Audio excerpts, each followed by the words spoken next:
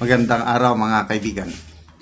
Bigyan natin ngayon ng reaction opinion itong article sa post ni Senator Ping Lacson sa kanyang official social media page.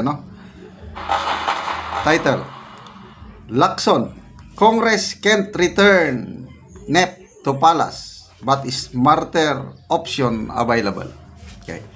Tungkol ito sa palpak na National Expenditure Program 2026 budget na nadiskubrihan ang daming mga insertions na naman. Pati mismo na ang Pangulo inamin nasingitan pa rin. Kaya lang habang nagsasalita ang Pangulo, wala lang, normal lang. Wala, daming singit, we need to review, ganun-ganun lang siya. Wala man lang makita mo yung galit o yung passion to. Sobrang bait talaga ang Pangulo. Kung ako yun, nanlilisik ng mata ko para nakakamiss yung style digong. Magmura na lang para maayos ang So, pati ang DBM Secretary, sabi niya, doble, triple ng inis namin sa nangyayari. Bakit pinayagan nyo na masingitan? Grabe talagang lukuhan na sa gobyerno. So, ang sabi ni Congressman Ronaldo Puno, Ronaldo Puno, Deputy Speaker, plano nilang ibalik yung buong NEP sa DBM para ayusin nyo. Ang pangit pagkagawa, ang daming mga ayusin nyo. Yun ang plano. Sabi ni Senator Lacson, hindi pwede. Bakit kaya? Ito, basahin natin. The House of Representatives cannot return the National Expenditure Program for 2026 to Malacanang over the mangled noong 2025 budget. Ganyan din, mangled, chop-chop, na chop-chop yung NEP. Wala lang nangyari, pinirmahan ng Pangulo, kaya daming sayang na pera natin. Ito na naman, 2026 budget, mangled pa rin. Sa NEP pa lang, ang dami nang naisingit. Mangled interest there, but there is a better option available. Yon ang suggestion o mungkahi ni Senator Lacson.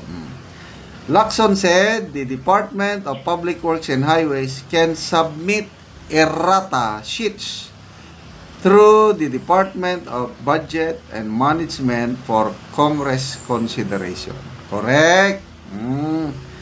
Kasi DPWH ang karamihang may problema. So in Pilipino, hindi pwedeng ibalik ang okay na yun.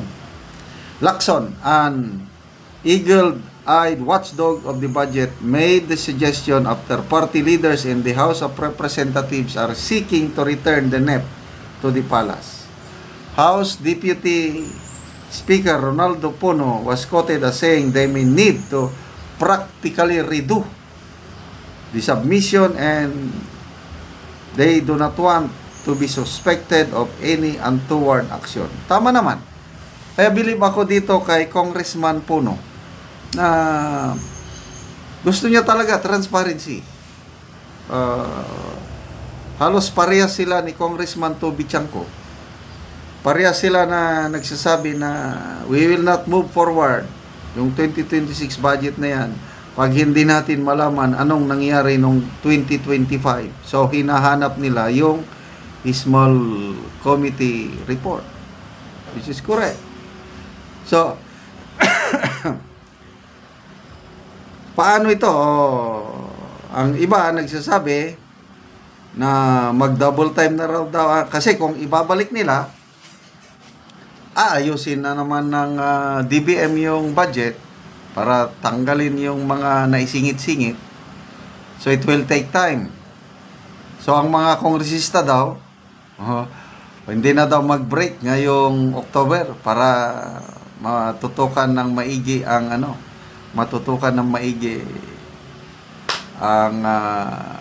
budget. Kasi, wala, hindi pa nakakapagsimula. Mabuti at na-discoveryhan kaagad yung mga budget insertions. Ano na lang kaya, kung kung hindi na-discoveryhan ni Congressman Ukab yung blank item sa BICAM, baka tuloy-tuloy yung ganyang ginagawa nilang budget insertion. Kaya magpasalamat tayo kay Congressman Ukab, kay Tatay Digong natin, kay Attorney Vic, dahil sila ang nagsiwalat yung focus-focus nila pagdating sa BICAM. And then, ito, nalaman ko rin through kay Congressman Ronaldo Puno na yung 2025 budget, yung final deliberation na, no? Yung from BICAM, gagawa na sila ng General Appropriations Bill or Enroll Bill, sasabit sa Malacanang. Nako, hindi daw nila isinama sa deliberation si Senator Grace Poe. So, sino na lang ang gumawa? Sa pagkakaintindi ko, dito na lang sa Kongreso. Yung grupo ni Congressman Saldico, Congresswoman Madam Chair Stella Kimbo, sila lang gumawa. And then isinabmit, pinirmahan naman ng Pangulo. Kaya yun, nagkaluko-luko, naging worst budget in history. Kaya humingi ng apology si Congressman Puno kay Grace Poe kasi nga pinaratangan niya noon na may kinalaman si Senator Grace Poe doon sa mangled 2025 budget. I don't know how true, basta sabi niya walang kinalaman na itsapuera si Senator Grace Poe. So, doon din sa nangyaring hearing sa Kamara, yung first day hearing nila, nag-away-away na sa mga kongresista, nag-sigawan na, session suspended! Kasi may mga kongresista gustong ipatawag, mag-testify under oath si Senator Grace Poe and Congressman Saldico dahil sila ay nakakaalam sa 2025 national budget.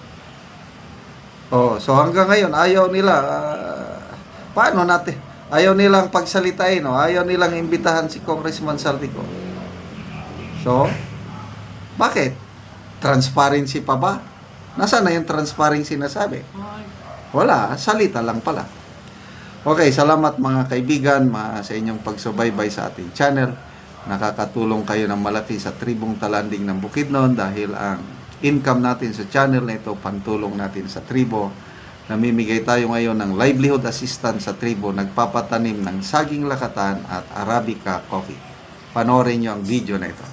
Anak ko sa kapian nga tanom ni Miko, so karon ako siyang bisitahon. Mayong buntag diha. Buntag. Mag-abono siya sa iyang kape. So tulo ka bangag na kay duha naman siya kabulan. Kabulanan akong Duha ka kutsara. Kutsara.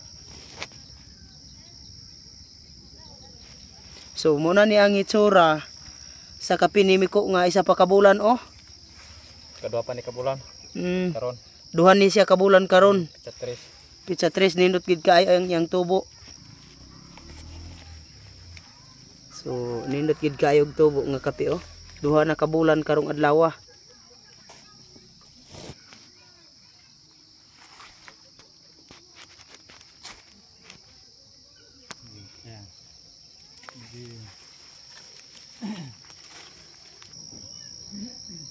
Duha pa kabulan daghang kay nga.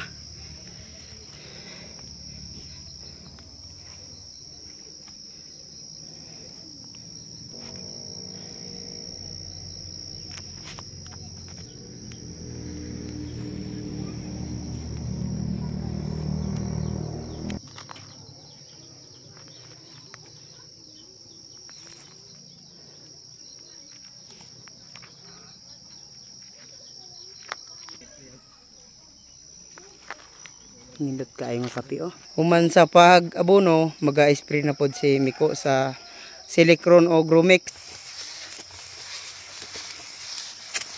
Dubuan.